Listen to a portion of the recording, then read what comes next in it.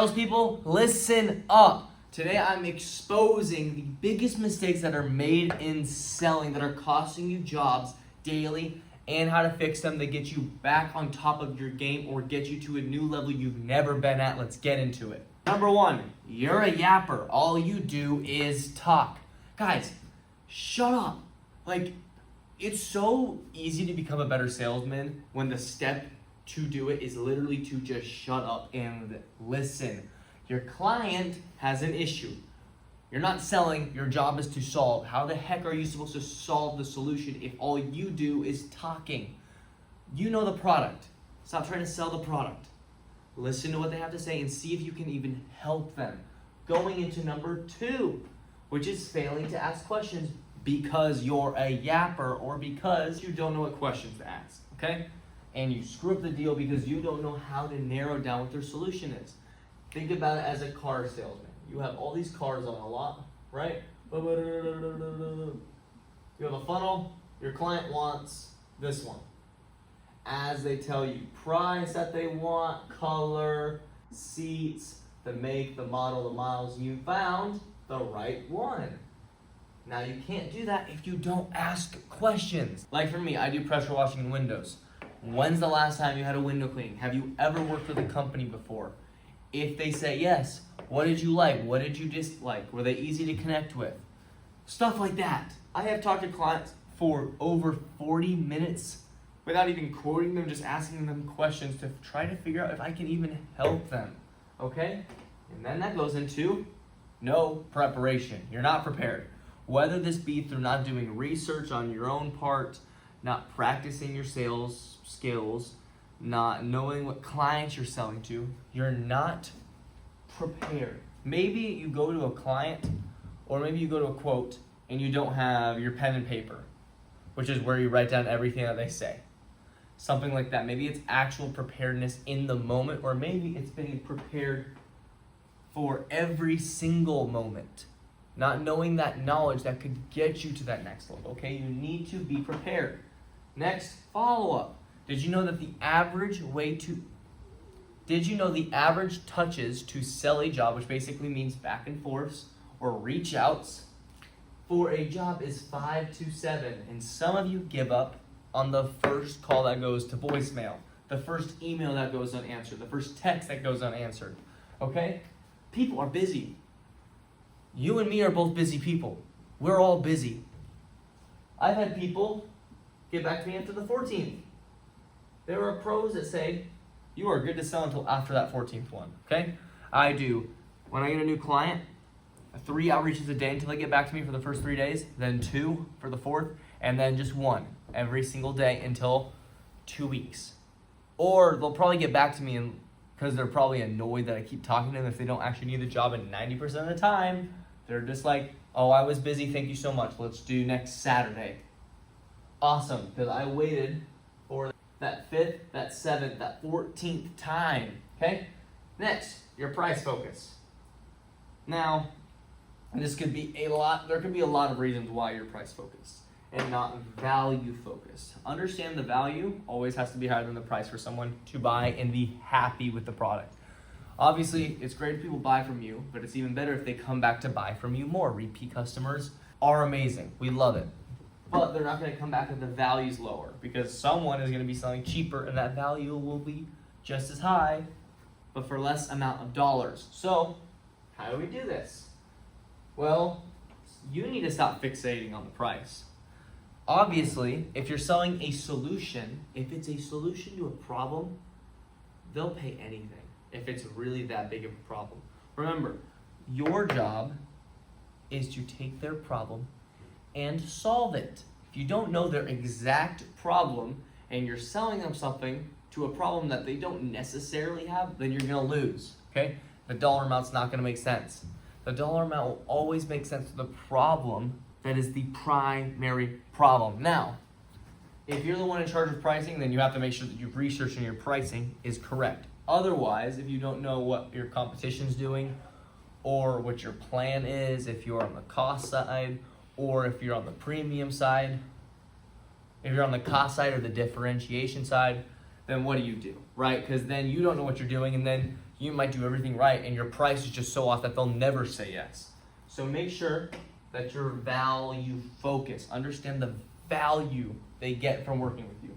Number 6, you ignore objections. Guys, if a client gives you an objection, that is an opportunity. Objection equals opportunity. You can get these jobs, and this is what real selling is. When you can get word tracks and you start figuring out what the real issue is, because that's all an objection is it's a barrier to what the real problem is, okay? Because that's all an objection is. It's a barrier to get to a problem. Price objection. I need to think about it as a very common one that gets people off track because it doesn't tell you what the problem is. Because usually it's a cover for one. I need to talk to my partner. Competition is better than you in some sort of way. There's a lot of different objections that you need to know how to maneuver. Have a step-by-step system and being prepared to answer those. Number 8 is fear, specifically with rejection. Now there is also the fear of failure, but I feel like fear of rejection is worse, especially in salesmen who are beginners or don't understand that even the best salesmen fail and get rejected every single day.